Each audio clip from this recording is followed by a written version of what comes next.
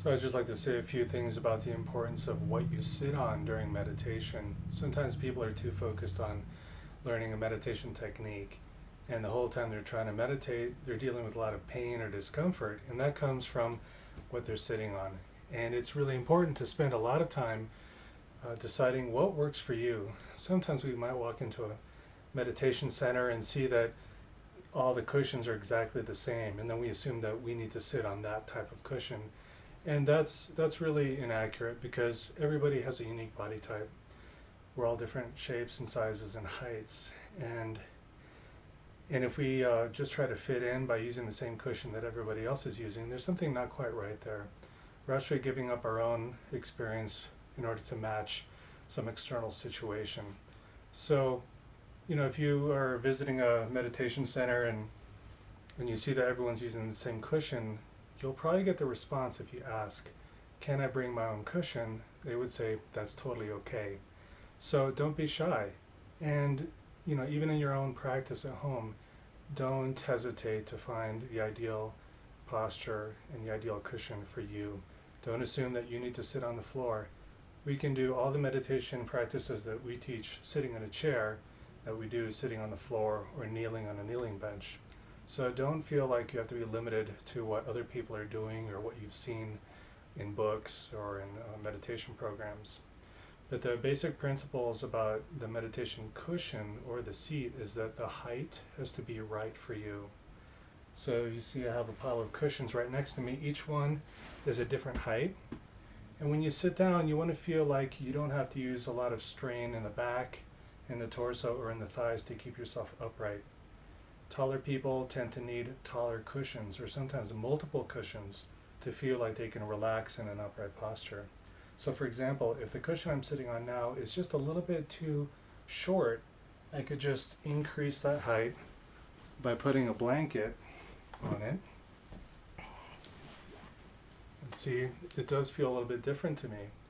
And if that still feels too short for you, you can keep adding more blankets or try two cushions stacked on each other. And then if a cushion is too tall for you and you feel like you need to be closer to the earth, you can empty out the stuffing inside the cushion or choose something that's a lot shorter and then work your way up from there. The other important thing is the shape of the cushion. If you see this crescent that I'm sitting on, it has these wings here, which I like for myself because they support my thighs. You'll see that my thighs are resting right on them. I'd say that one of the top reasons people are in a lot of pain when they sit initially is that they're sitting on the wrong height cushion and also their thighs are floating up in space. So when you sit, if you feel a lot of pain back here on the sides of your thighs or your kneecaps or even the inner thigh, see, are your legs just hanging there? And an easy fix for that, which a lot of people use, is to put a bolster under the thighs. It could be a rolled up blanket or a yoga block or any kind of bolster. And you see that when I tuck these under my thighs and under my knees, my legs can actually just sink down and release. And then there's no tension in this area or in the pelvis or the abdominal muscles or back here in the lower back. I can actually feel supported and like I can just balance myself now on my cushion and I feel upright. My spine has its natural curve and gravity is just keeping me straight like this. And I'm no longer pulling with the thighs or trying to balance my thighs in space.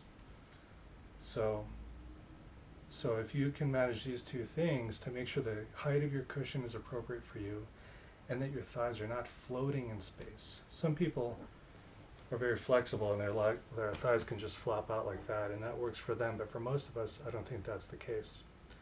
But if you can do those two things, then you're well on your way to finding a comfortable meditation solution for sitting. And then you can actually engage your practice completely in a relaxed way.